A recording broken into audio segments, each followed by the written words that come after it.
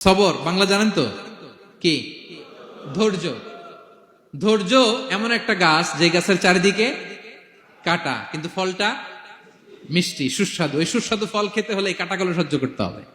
ধৈর্য।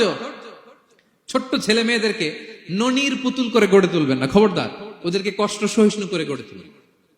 আপনি থাকতেই কষ্ট করা শিখান, তার জীবনটা স্মুথ হবে, তার ক্যারিয়ারটা ব্রাইট হবে, তার ভবিষ্যৎটা সুন্দর হবে। ছেলে মেয়েরা কিছু চাইলেই সাথে সাথে দিবেন না। অনেক বাবা মা আছে এত আদর করে, এত বেশি আহ্লাদ করে, যা চায় তাই দেয়, পরে হিতে বিপরীত হয়, ঠিক কিনা? ছেলে মেয়েকে অভাব শেখান, ছেলে মেয়েকে কষ্ট শেখান, ওদেরকে সংগ্রাম শেখান, প্রতিকূল পরিবেশে কি করে টিকে থাকতে হয় এটার সবক শেখান।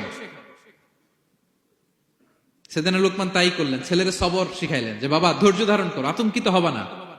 জীবন এটা সহজ নয়, জীবন চলার পথ সহজ নয়, এটাকে সহজ করে নিতে হয়। কখনো সবর করে, কখনো ক্ষমা করে, কখনো অন্যকে ইগনোর করে, কখনো দোয়া করে, কখনো আল্লাহর উপর তাওয়াক্কুল করে, ঠিক কিনা?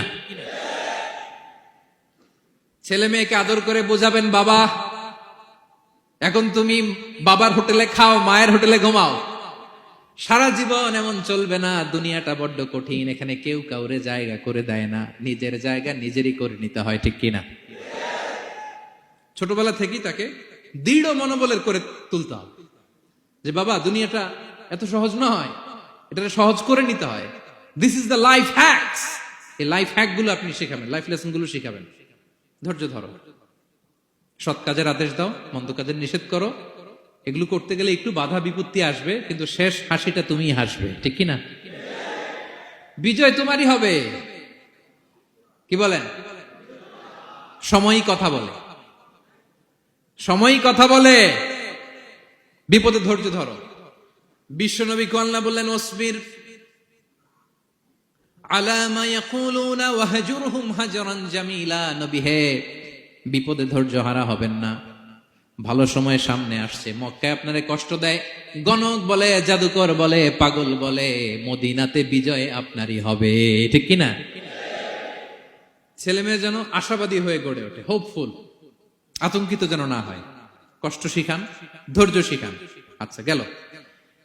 এরপর তিনি বললেন, ওয়ালা তুসাইর খাদ্দাকা লিন্নাস। ও আমার কলিজার টুকরা সন্তান, ওয়ালা তুসাইর খাদ্দাকা লিন্নাস, অহংকার করে মানুষ থেকে মুখ ফিরিয়ে নিও না। ছেলেরে এবার সোশ্যাল বানানোর চেষ্টা করতেছেন, হ্যাঁ? ওয়ালা তুসাইর খাদ্দাকা লিন্নাস। দেখেন একটার পর একটা, প্রথমে স্রষ্টারে চিনাইলেন, তাই না?